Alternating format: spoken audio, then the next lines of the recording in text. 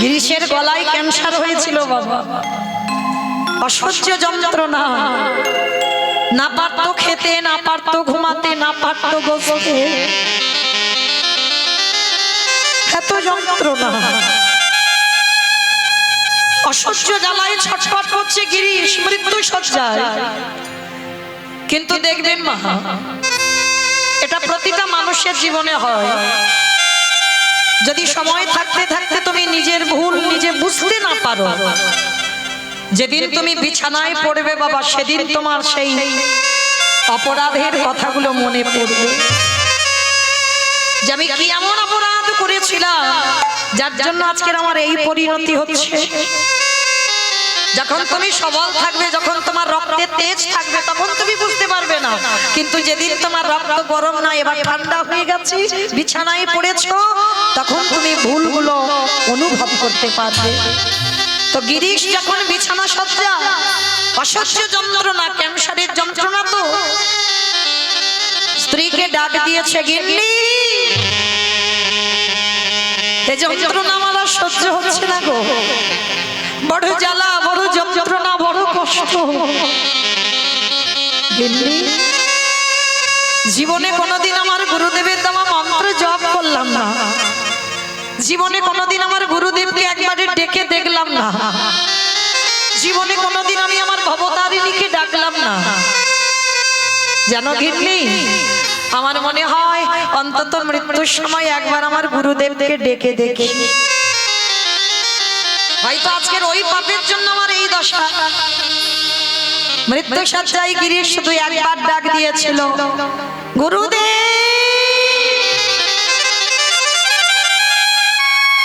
যখনই একবার গুরুদেব বলে ডাক দিয়েছে, কলকাতা বাগবাজারে বসে বাবা গিরিশ ডাক দিল। আর শ্রী শ্রী রামকৃষ্ণ পরমহংসদেব কোথায় ছিল বাবা? দক্ষিণেশ্বর কালীবাড়ি। কতটা রাস্তা, দক্ষিণেশ্বর কালীবাড়িতে ঠাকুর বসে আছে, আর গিরিশ বাগবাজারে বসে ডাক দিয়েছে গুরুদেব বলে। একেই বলে গুরু, একেই বলে শিষ্য। এই গুরু শিষ্য কাছাকাছি এসে গেলে বাবা চুম্বকের মতো একটা টান এসে যায়। যেই না গুরুদেব বলে ডেকেছে, রামকৃষ্ণদেব চমকে উঠেছে। কে কে আমায় এমন করে গুরুদেব গুরুদেব বারবার ডাকলো? গিরিশ, গিরিশ, এতদিন পরে তোর গুরুর কথা মনে পড়লো বাবা, এতদিন পরে তোর গুরুদেবের নামটা স্মরণে এসেছে। দক্ষিণেশ্বরে বসে মায়ের সামনে বাবা ভগবানের ভবতারিণী ডাকছিল, সেই অবস্থাতে ঠাকুর কি করেছে? খালি পায়ে ছুটতে ছুটতে বাবা কলকাতা বাগবাজারে যাচ্ছে।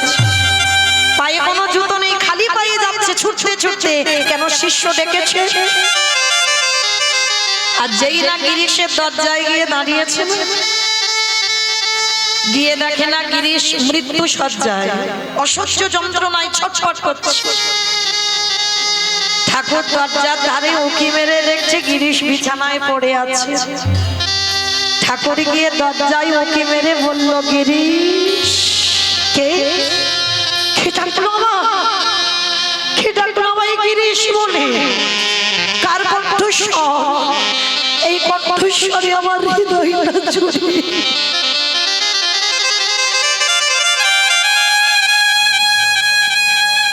কে ডাকলো আমার করে গিরিশ বলে? মাথাটা তুলে দেখলো দরজায় গুরুদেব রামকৃষ্ণদেব দাঁড়িয়ে আছে। গিরিশ করজোর করে বলে উঠলো, গুরুদেব এসেছো? আমার এই হতভাগার ডাক তোমার কানে গেছে, কিন্তু গুরুদেব এবার যে আমার যাবার সময় হয়েছে। যেই না ঠাকুরের সামনে বলছি এবার আমার যাবার সময় হয়েছে, সঙ্গে সঙ্গে বলে বলে না, দুঃশালা। ঠাকুর তো শালা শালা বলে কথা বলতো বাবা, যার সঙ্গে কথা বলে তাকে শালাই বলে। কোন শালা গো? বউয়ের ভাই শালা, পাঠশালা, গোশালা, রান্নাশালা, তাহলে কোন শালা? শা মানে মুক্তি, লা মানে নৌকা। যে মুক্তির নৌকাতে ঠাকুর পারাপার হয়ে যাবে, ওই জন্য সবাইকে শালা শালা বলে ডাকতো। গিরিশ এই না বলেছে, গুরুদেব আমার যাবার সময় হয়েছে, ঠাকুর বলছে ধুর শালা। কে বলেছে তোর যাবার সময় হয়েছে? ওরে তুই হলি নাট্যাচার্য গিরিশ, তোর এখন সমাজে বেঁচে থাকতে হবে। কিন্তু জানিস আমার আর বেঁচে থাকার প্রয়োজনীয়তা নেই, কিন্তু তোকে বাঁচতে হবে। কেন জানিস? তোর নাটক যখন সমাজে বাজবে, তোর নাটক যখন সমাজে চলবে, সমাজ তোর নাটক শুনে শিক্ষা পাবে। তাহলে তোকে বাঁচতে হবে রে, কিন্তু আমার আর বাঁচার কোনো দরকার নেই, আমার বাঁচার কোনো প্রয়োজন নেই। দে তো দে, তোর ওই গলার ক্যান্সারটা তুই একটু আমায় দিয়ে দে তো দেখি। পারবেন দেখাতে বাবা একটা গুরুদেব? এত এত গুরুর ভিড় হয়েছে বাবা, একটা গুরু দেখাতে পারবে? গিরিশকে বলছে দে তোর ওই গলার ক্যান্সার সময় দে। চমকে উঠল গিরিশ, গুরুদেব আমার অঙ্গের ব্যাধি, আমার মারণ ব্যাধি তুমি নিবে কি করে? ওরে দীক্ষাকালে গুরু শিষ্যের কোনো ভেদাভেদ থাকে না রে। যখন তোকে দীক্ষাটা দিয়েছিলাম তোর দেহটা ছিদ্র হয়ে গেছে, আমার শরীরে যত পাপ তাপ তোর শরীরে যাচ্ছে, তোর যত অপরাধ যত সুকর্ম কুকর্ম সব আমার শরীরে আসছে, আদান প্রদান হয়ে গেল। গুরু শিষ্যের ভেদাভেদ থাকে না। আর সবসময় মনে রাখবি বাবা, কৃষ্ণ রুষ্ট হলে গুরু রাখিতে পারে, কিন্তু গুরু রুষ্ট হলে কৃষ্ণ রাখিতে না। যদি প্রকৃত সৎগুরু যদি একবার রুষ্ট হয়ে যায়, ভগবানেরও সাধ্য নাই তাকে রাখতে পারবে। তাই দে তোর ওই ক্যান্সারটা দে। যখনই ঠাকুর গিরিশের গলার দিকে তাকিয়েছে না, ওই একটা তাকানোতে ওই গিরিশের গলার ক্যান্সারটা ঠাকুরের গলায় এসেছে। শ্রী রামকৃষ্ণ দেবের বাবা ক্যান্সার হয়েছিল না গলায়। অনেক অনেক ভক্তরা একটা কথা বলে জানেন, যারা যারা একটু ভজন জগতে নেমেছে, যারা ভক্তি জীবনে নেমেছে না, বলে এত আহ্নিক করে, এত ভগবানের মন্ত্র বলে, এত ভগবানের জপে, তাহলে কি করে এত ব্যাধি হয় শরীরে? মূর্খ ভক্তরা বলে, যারা মূর্খ তারাই এই কথাগুলো বলে। কিন্তু না, আমি বলে যাই বাবা, ব্যাধি তাদের শরীরে যায় যারা কৃষ্ণ চরণের দাস হয়েছে। কারণ ব্যাধিরাও চায় যে আমরা ভক্ত চরণ আশ্রয় করি। একবারে যদি সাধুগুরু বৈষ্ণবদের চরণ আশ্রয় পাই, তাহলে না জানি আমাদের ব্যাধি জন্মধন্য হয়ে যাবে। তাই ব্যাধিরাও চায়, মারণ মারণ ব্যাধি, যে ব্যাধির ওষুধ নাই সেই ব্যাধিগুলো ভক্তদের গায়ে যায়, সেই ব্যাধিগুলো ভক্তদের অঙ্গে যায়। কেন? তারাও বাবা ভক্ত সঙ্গ করতে চায়। নিতাই গৌর প্রেমানন্দে হরি বল। কারণ এই শ্রী শ্রী রামকৃষ্ণ দেব এমনই একজন গুরুদেব ছিল। আমরা অনেকে বলি মা, ভগবানকে বাসি কাপড়ে খেতে দেওয়া যায় না। আমি খেয়ে ভগবান সেই থালায় খায় না। আচ্ছা মা, কোনদিন ভগবানকে ভালোবাসতে শিখেছেন? আমরা শিখিনি গো। ভগবান কোনদিন এই বিধানগুলো দেয়নি। যদি এই বিধান দিত বাবা, সবরই রেঠো ফল আমার রামচন্দ্র পেত। অর্ধেক করে খেয়ে দেখে রেখেছে যে কোনটা মিষ্টি ফল, কোনটা টক ফল, কোনটা তিতো ফল। যেটা মিষ্টি সেটা প্রভুর জন্য তুলে রাখতো, আর যেটা টক যেটা তিতো সেটা নিজে খেত। তাহলে কে বলেছে ভগবান খায় না? আমি যে থালাতে খাবো সে থালাতে ভগবান খায় না? তাহলে শ্রীখণ্ডে মুকুন্দ সরকারের ছেলে রঘুনন্দন বাবা কত কত মন্ত্র দিয়ে ডাকতো, আর রঘুনন্দন গিয়ে বলছে খাও নাড়ু, খাচ্ছে না। রঘুনন্দন তো ছোট, বলেছিল আমি খাইনি বলে তুমি খাচ্ছ না। একটা কামড় দিয়ে বলছে এবার তো খাও। এই হলো ভগবানের সঙ্গে প্রেম, এই হলো ভগবানের সঙ্গে ভালোবাসা। ভগবানকে ভালোবাসতে গেলে বাবা হৃদয়ে সংকোচ থাকবে না। আরে এটা ছুঁয়ো না, এটা করো না, এটা ঠেকিও না, এইটা নয়। ভগবান কোনোদিন বলেনি বাবা। ভগবানকে ভালোবাসতে গেলে একেবারে নিঃসংকোচে, হৃদয়ে কোনো সংকোচ থাকবে না যে আমার কোনটা পাপ হচ্ছে আর কোনটা পূর্ণ হচ্ছে, এই ভাবনাটা ভক্তের থাকবে না। একেবারে ভগবানকে যেমন একটা সন্তানকে ভালোবাসছো, যেমন একটা স্বামীকে ভালোবাসছো, সেইভাবে ভগবানকে ভালোবাসতে হবে। কি গো, তুমি যদি তোমার ছেলেকে খেতে দিতে যাও, তুমি বলবে আরে ছুঁয়ো না, ছুঁয়ো না, আমার ছেলে খাবে, ছেলে খাবে, বলো বলো না তো। তাহলে যদি তুমি তোমার স্বামীকে খেতে দাও, বলতে পারবে কি ছুঁয়ো না, ঠেকিও না, বলতে পারো? পারো না। তাহলে ভগবানকে ভালোবাসতে গেলে কোনো কন্ডিশন নয় বাবা, একেবারে নিঃস্বার্থ ভাবে, মানে আমার মধ্যে কোনো সংকোচ বোধ থাকবে না, সেইভাবে কৃষ্ণকে ভালোবাসো, তবেই কৃষ্ণ লাভ হবে। ভক্তদের চরিত্রগুলো লক্ষ্য করে দেখবেন, সমস্ত ভক্ত এইভাবেই ভগবানকে পেয়েছে। জানো এই শ্রী শ্রী রামকৃষ্ণ পরমহংসদেব দক্ষিণেশ্বর কালীবাড়ির যে গঙ্গা আছে, অনেকে গেছে, ওই গঙ্গার পাড়ে বাবা পায়খানায় বসেছে, আর পায়খানায় বসে বাবা একটা কচি শশা ভেসে যাচ্ছে। ভালো করে শুনবেন, কচি শশাটা দেখে না ঠাকুরের লোভ হলো, নিজের খাবার জন্য নয়, মানে এত ছোট্ট কচি শশা ভেসে যাচ্ছে, ঠাকুর পায়খানা করছে, পায়খানা করতে করতে ভাবলো বাহ কি সুন্দর শশাটা ভেসে যাচ্ছে গো, যদি নিয়ে আমার মাকে খাওয়াতাম। সেই পায়খানা কোনো অবস্থায় খেয়াল নেই যে আমি জল শোধ করি, গঙ্গায় ঝাঁপ দিয়ে কচি শশাটা তুলে নিয়েছে, আর শশাটা তুলে নিয়ে ওই অবস্থাতে মা ছুটে গেছে মা ভবতারিণীর কাছে। মা, ও মা, খানা খাবি নে? দেখ আমি পায়খানা করতে করতে শশা ভেসে যাচ্ছিল, তোর কথা মনে পড়লো, খানা মা। এই হচ্ছে ভালোবাসা। শ্যামা মাকে আমার কালো রে, শ্যামা মাকে আমার কালো, শ্যামা মাকে আমার কালো রে, শ্যামা মাকে আমার কালো, লোকে বলে কালী কালো, ওই লোকে বলে কালী কালো, আমার মনে তো বলে না কালো রে, শ্যামা মাকে আমার জয় মা রে, শ্যামা মাকে আমার কালো রে, শ্যামা মাকে আমার কালো, শ্যামা কখনো সে তো কখনো পিতা মা, নিতাই গৌর হরি বল হরি বল।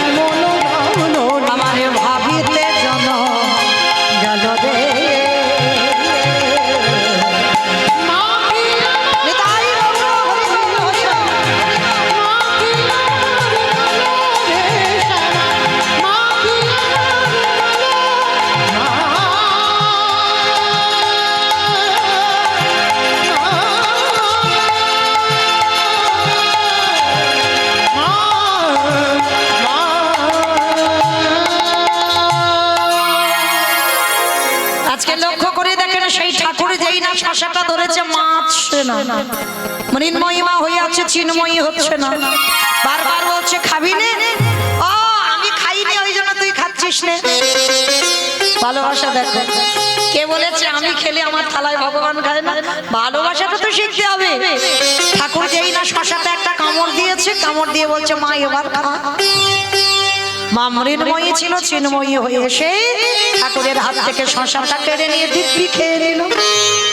ঠিক আছে, তাহলে ভালোবাসতে হবে, এইভাবে ভগবানকে ভালোবাসতে হবে, মনে কোনো সংকোচ নয়। মানে ভগবান মানে অনেক উপরে রেখে দেবে মানে এইটা ভালোবাসা হবে না জীবনে। মনের মধ্যে সংকোচ না রেখে যদি ভালোবাসতে পারো তবেই আমার ভগবানের দর্শন মিলবে।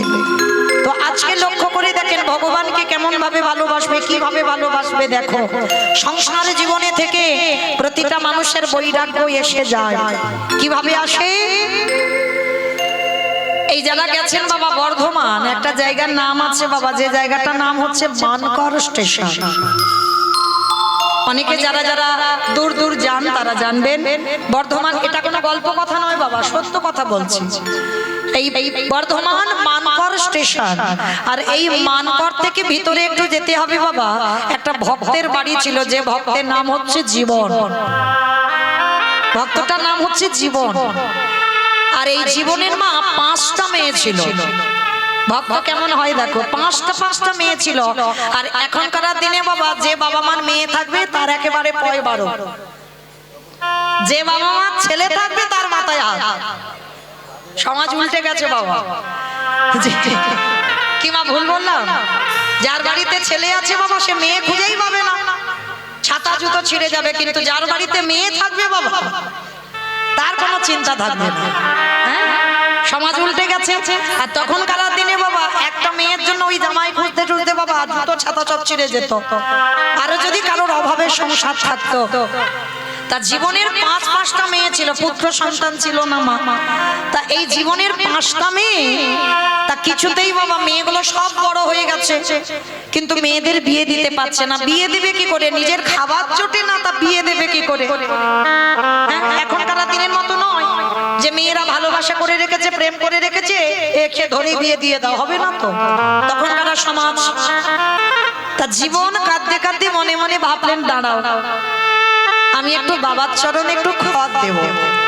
এই যে আপনাদের এখানে আছে না বাবা ভোলানাথের মন্দির, আর ভোলানাথের মন্দিরে যেতে গেলে বাবা যেতে হবে কাশী বিশ্বনাথ, একেবারে কাশীধাম। কাশীধামে গিয়ে এই জীবন ভক্তটা খত দিয়েছিল। খত মানে 1 সপ্তাহ অনাহারি অনিদ্রায় বাবার কাছে, মানে যেটা আমরা চলতি কথায় বলি বাবা হত্যে দিয়ে পড়ে থাকো না, 1 সপ্তাহ ছিল জীবন।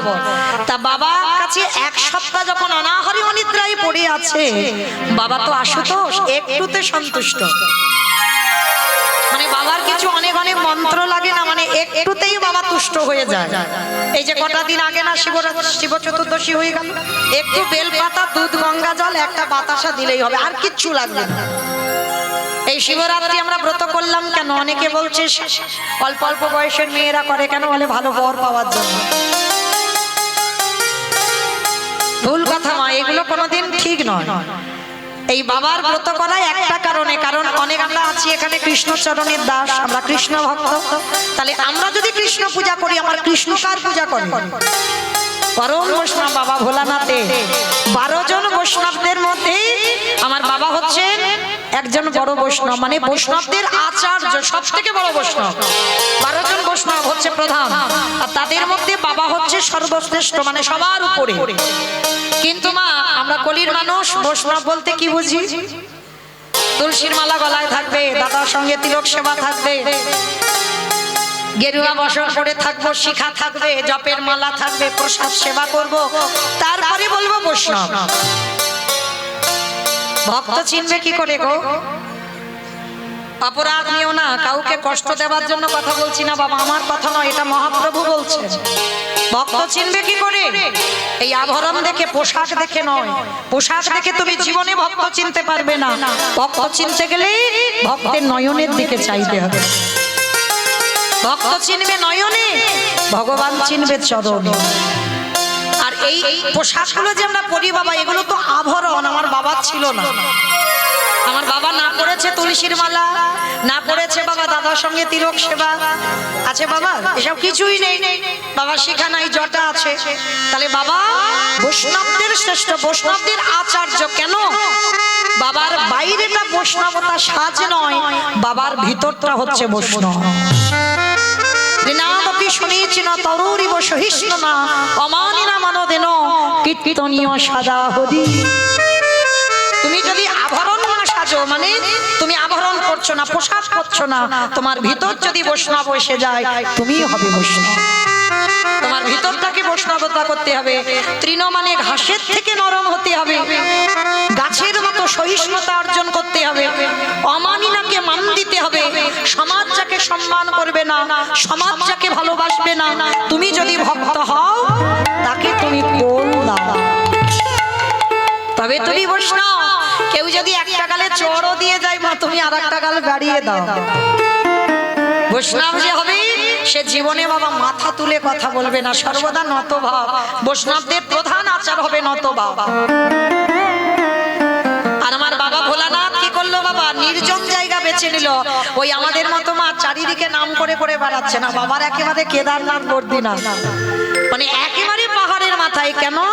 সমাজকে বাবা বৈষ্ণব হয়ে শিক্ষা দিলেন, নাম করতে গেলে বাবা নির্জন জায়গায় বসে ভজন কর, লোকালয় নয়, এটা নাম হয় না।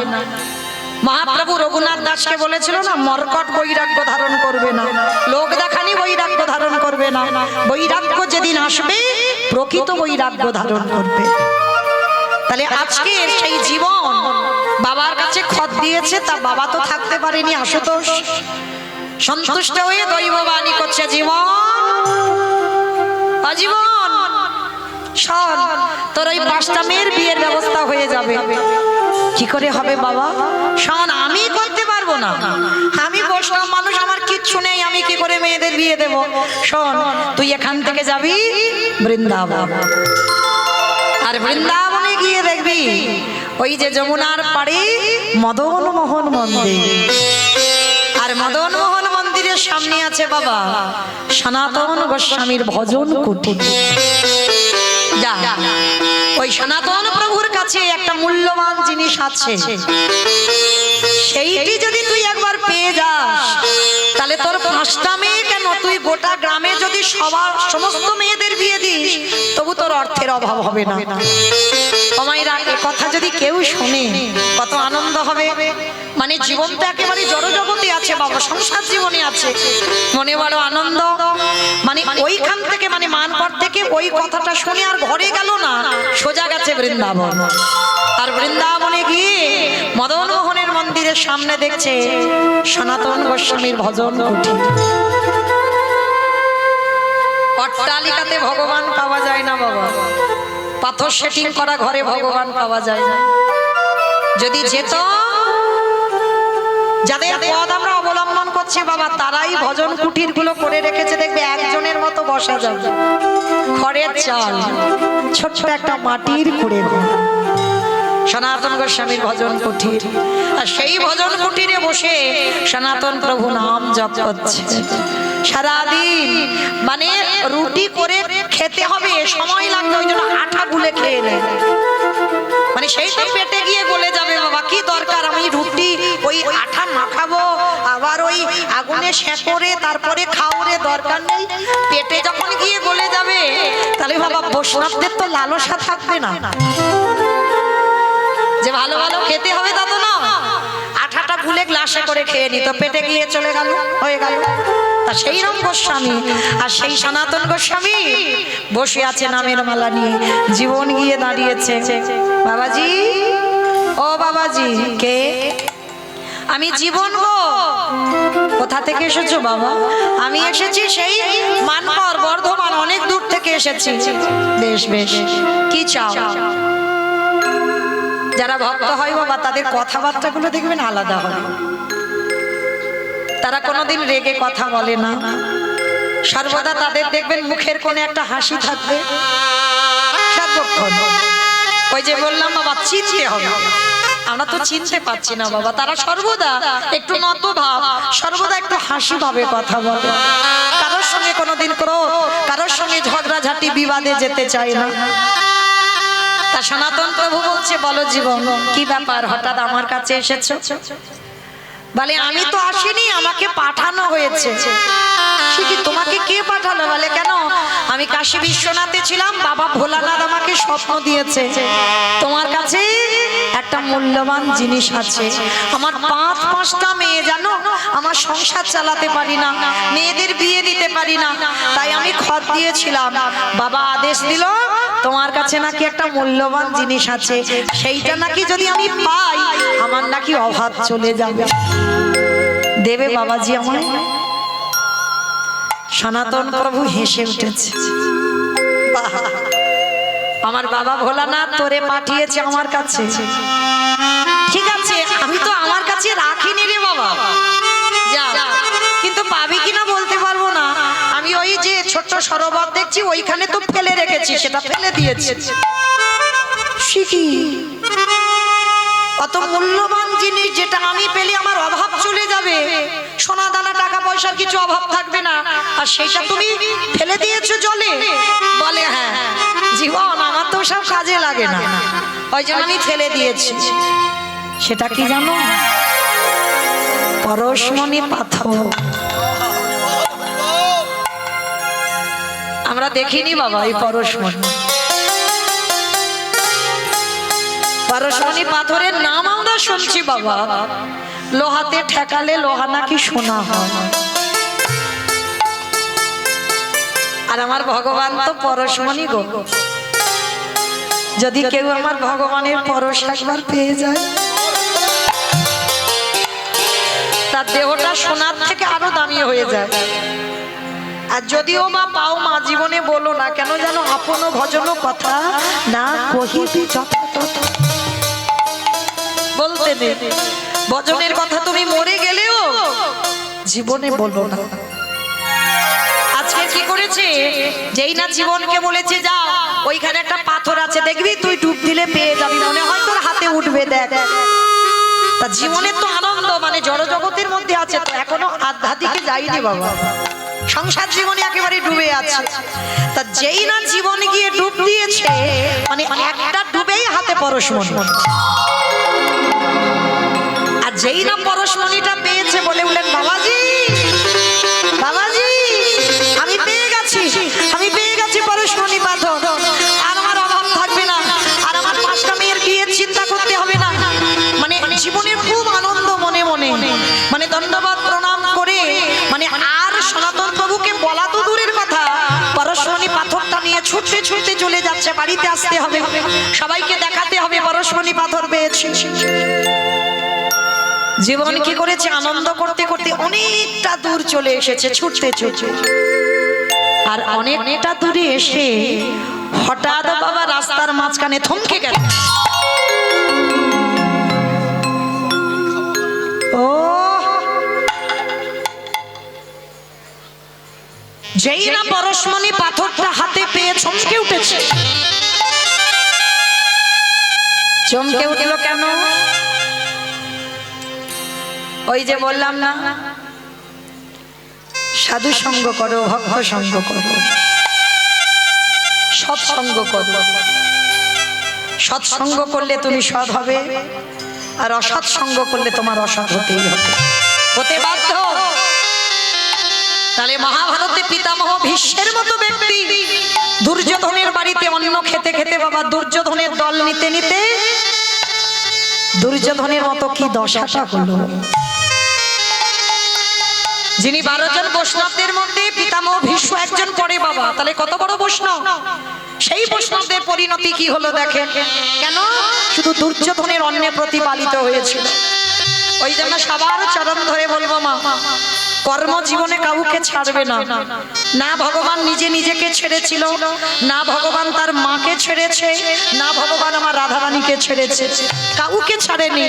তাই প্রত্যেককে বলবো যে যার কর্মের দিকে একটু খেয়াল রাখতে হবে আমাদের। এমন কর্ম করব না বাবা যেন আবার আমাদের 80 লক্ষ জনিতে ফিরতে হয়। 84 লক্ষ জনিত আমাদের জন্ম, 80 লক্ষ বার হয়ে গেছে বা 4 লক্ষ বার মানব জন্ম হতেও তো পারে। এই জন্মটা হয়তো আমাদের শেষ। বাঁধে এই জন্মের পরে হয়তো আমরা ভগবানের চরণাশ্রয় পাব। যেমন ক্লাসে বাবা 1 2 3 4 5 যেমন ক্লাসে ওঠে তেমন তো ওঠে, তাহলে এমন কর্ম করব না মা যেন পিছনে যেতে হয়। এইগুলো খুব খেয়াল রাখতে হবে বাবা। শুধু সংসার জীবনে সংসার করছি মেতে আছি না, এই আধ্যাত্মিক জ্ঞানগুলো চেতনাগুলো রাখতে হবে বাবা।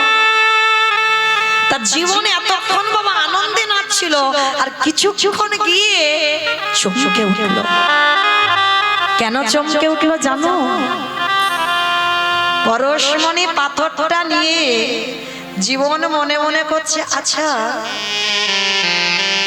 যে বাবাজি কুড়ে ঘরে বসে আছে, ঘরের চালটাও সে বৃষ্টি হলে সব বৃষ্টি ঘরে পড়বে, ভালো একটা ঘর নেই, পরনে একটা বহির্বাস অন্তর্বাস, ভালো নয়, শত ছিদ্র।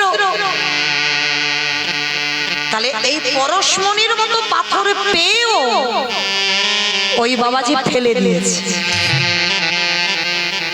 জীবন মনে মনে ভাবছে, তাহলে আমার মনে হয় এর থেকে আরো মূল্যবান জিনিস আমার ওই বাবাজির কাছে আছে। এইগুলো জ্ঞান বাবা সচরাচর হবে না বাবা, সবার দৃষ্টিতে হবে না এই জ্ঞানগুলো।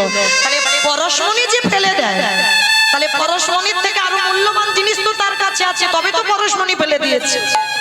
তাহলে আমার এই পরশমণি চাই না, এর থেকে যে মূল্যবান ওই বাবাজির কাছে আছে সেইটা আমার চাই। আবার পিছনে ফিরে এলো, সনাতন প্রভু বসে আছে, নাম জপ করছে, জীবনে এসে দণ্ডবত প্রণাম করছে। সনাতন প্রভু বলে উঠলেন, কিরে বাবা ফিরে এলি যে বড়, আমি তো তোর দিয়ে দিয়েছি, তোর আর কিছু অভাব থাকবে না রে, যা যা যা। শুধু তোর কেন, তুই যদি মনে করিস গোটা গ্রামের লোকেদের তুই বড় লোক করে দিতে পারবি, যা চলে যা, এই পাথরটা তোর কাছে রেখে দে। জীবন করজোর করে বলছে, বাবাজি একটা কথা বলবো। কি কথা রে? আচ্ছা বাবাজি, এই পরশমণির এত মূল্য, এত দাম, এর এত গুণ আপনি ফেলে দিয়েছেন, বলেন না? তাহলে এর থেকে আরো কি মূল্য জিনিস আপনার কাছে আছে? আমার সেইটা চাই, আমি সেইটা নেব বলে আবার দ্বিতীয়বার ফিরে এসেছি। আমি এইটা ফেলে দেব, যে মূল্যবান বস্তু তোমার কাছে আছে, পরশমণির থেকে মূল্যবান, পরশমণি পেয়েও ফেলে দিয়েছে, সেই মূল্যবান জিনিস পেয়ে আমার সেইটা চাই। সনাতন প্রভু খিলখিল করে হেসে উঠেছে, নিবি আমার কাছে যে মূল্যবান জিনিস আছে, নিবি? পারবি তো নিতে? পারবো, পারবো। আমার সংসারে বড় অভাব, আমি এর থেকে দামি জিনিস চাই। বেশ, তাহলে যা, তুই একবার স্নান করে আয়। যাই না স্নানের ঘাটে গেলে না, যমুনায় স্নান করে ওই শুদ্ধ বস্ত্র পরিধান করে, জীবনে একটা কাপড়ে গেছে তো বাবা, আর কিছু নেই। যেই না স্নান করে এলো, সনাতন প্রভু পরিয়ে দিল একটা বহির্বাস আর অন্তর্বাস। দাদা সে অঙ্গে দিল সেবা, ওই কণ্ঠে তুলসীর মালা। যেই না আভরণে সাজিয়ে দিল, এইবার দেব আমার কাছে। সনাতন প্রভু যেই জীবনকে বাম দিকে বসিয়েছে,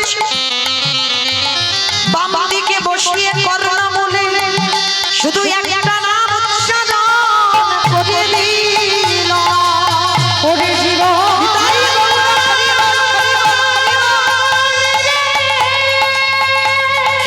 একবার কৃষ্ণ নাম বল, একবার কৃষ্ণ বল,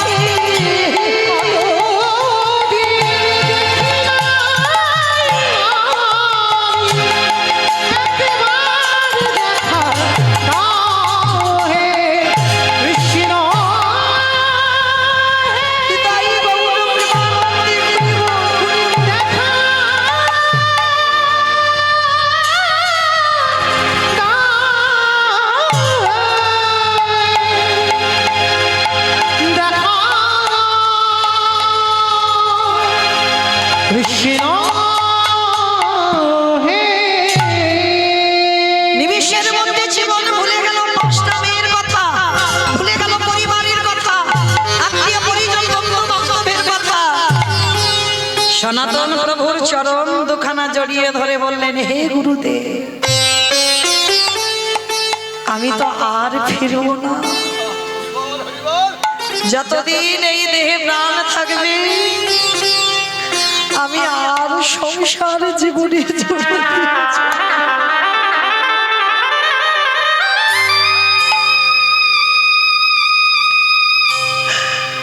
ওই সংসারে শুধু আছে জ্বালা যন্ত্রণা কষ্ট ব্যথা বেদনা। আমি যে আর সংসারে যেতে চাই না প্রভু, এবার তোমার চরণে আমার আশ্রয় দাও। আমার জীর্ণ তরি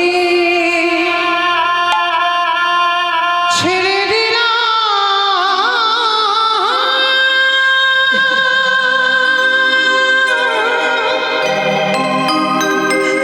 তোমার চরণে আকুল তরি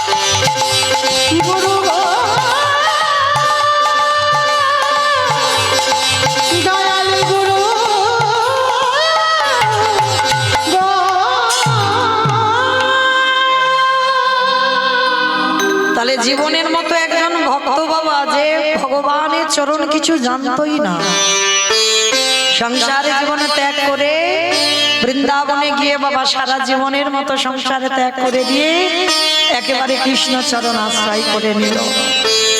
এই দেহটা বাবা শুধুমাত্র সংসার করার জন্য নয়, কৃষ্ণ ভজিবার তরে সংসারে আয়ুন মিশে মায়ায় বদ্ধ হয়ে ভিক্ষসম হইল। যতই আমার আমার করে মরো না কেন, কেউ তোমার নয় মা। যেদিন এসেছিলে তুমি শূন্য হাতে এসেছো, আর যেদিন তুমি ঘরে ফিরবে সেদিনও শূন্য হাতে ফিরবে। তাহলে কিসের জন্য আমার আমার করে বাবা পুত্র পরিজন আত্মীয় বন্ধু বান্ধব সবাইকে আঁকড়ে রেখে তুমি কৃষ্ণ ভজন ভুলে যাচ্ছ? সময় থাকতে থাকতে দুটো চরণ আঁকড়ে ধরো। শেষের দিনে তোমার সাথে কেউ যখন যাবে না, ছেলে আমার, মেয়ে আমার, জায়গায় আমার, পুত্র আমার, পরিবার আমার, সমস্ত আমার আমার আমার আমার, কিন্তু কেউ কারোর নয়। তাহলে চলেন মায়েরা, আছেন আমরা সবাই গুরুচরণ আশ্রয় করে সংসার জীবনে থেকেও বাবা ভগবানের চরণ আশ্রয় করব। দেহটা দিয়ে সন্তান মানুষ করো, দেহটা দিয়ে পতি সেবা করো, কিন্তু খবরদার যেন মন না চলে যায়। মনটা রেখে দিও আমার গোবিন্দ চরণে। আর এইভাবে যদি সংসার করতে পারো, কোনো না কোনো দিন এই মনুষ্য জন্মে কৃষ্ণ কৃপা লাভ হবে হবে হবে। তাই গৌর প্রেমানন্দে হরি বল। আজ কেহ বলে পুরাবেতে রাম নাম ধেলা, কেহ বলে পুরাবেতে রাম নাম ধেলা। আমাইরা উলু কই গো? কেহ বলে পুরাবেতে রাম নাম ধেলা, কেহ বলে পুরাবেতে আমার গোড়ারে।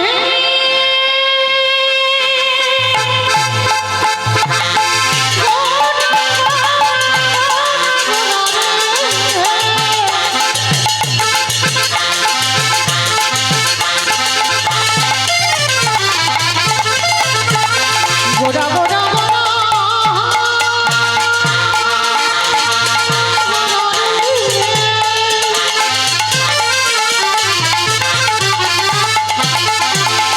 আমারে গোড়া রে গোড়া,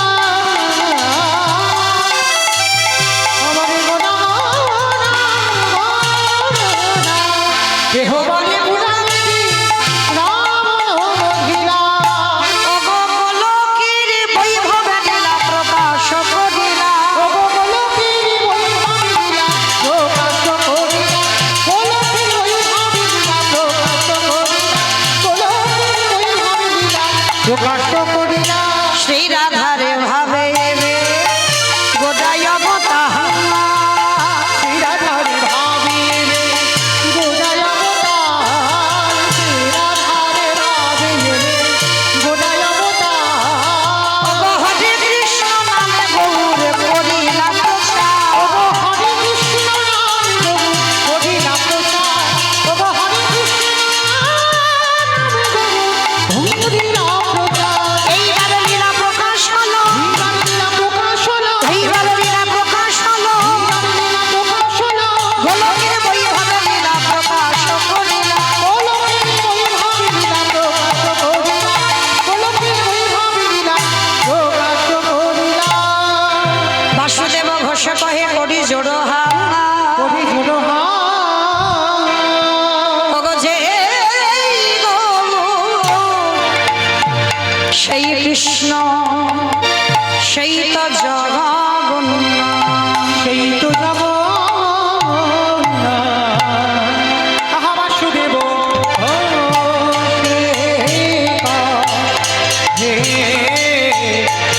এইবার লীলা প্রকাশ হলো বাসুদেব।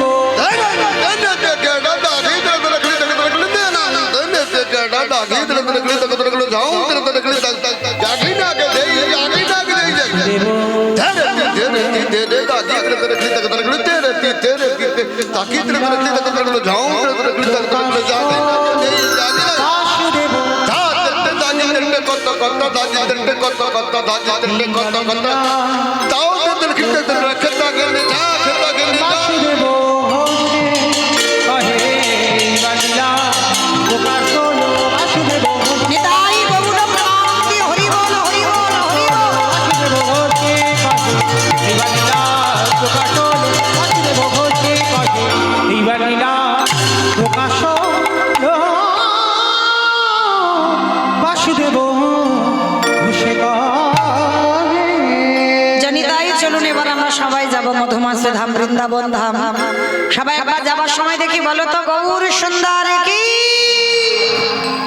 নবদ্বীপ ধাম কি জয় ধ্বনিটা হলো কি জয় এটা জয় বললাম ধ্বনিটা হলো কি এটা নাকি জয় এটা জয় নয় একটু প্রেম সে জয় দাও এত জোরে জয় দেবে কত দূর যাবে জানো দোস্তুপুর শোনা যাবে দোস্তুপুর ফলতা ঠিক যাবে দোস্তপুর যাবে বলতে যাবে কই দেখি আগে নিতাই চাঁদ গৌর চাঁদের মতো হাত দুটো তোলো তো দেখি সবাই হরি বল সবাই আমার দাদা ভাই বাবা ঠাকুর ভাইরা যারা যারা আছেন সবাই এইদিকে পিছনে যারা আছেন সবাই একসঙ্গে দেখি আত্ম নিবেদন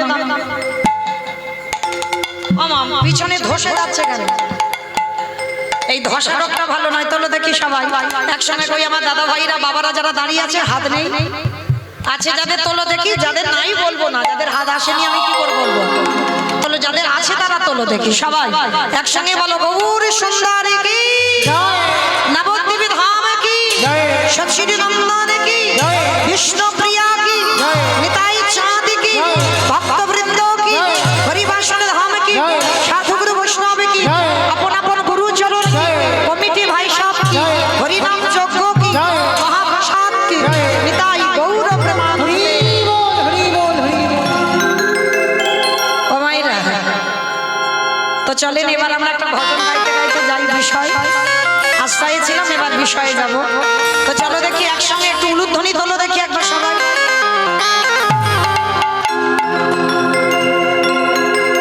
ও রাধে বিরোশানি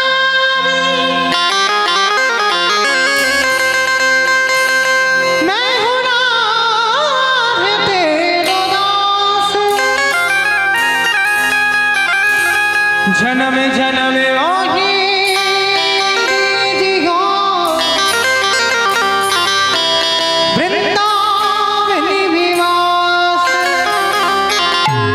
जय राधे श्री राधे जय श्री कृष्ण बोलो जय राधे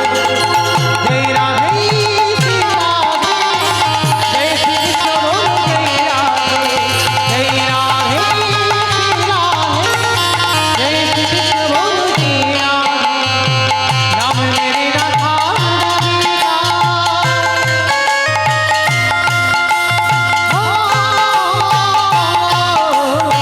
नाम मेरी राधा राधिका श्री राधे मीरा की बिहारी तुम्हें अपना बनाया है हो माँ की बिहारी तुम्हें अपना बनाया है আমাইরা আমি আর আমার সম্প্রদায় যাব আর কেউ যাব না সবাই যারা যারা যাব কই আর একবার দেখি এই কান মনে বলছে আর বলবো না মা কালী দেব সবাই দেখি দলে একবার হাত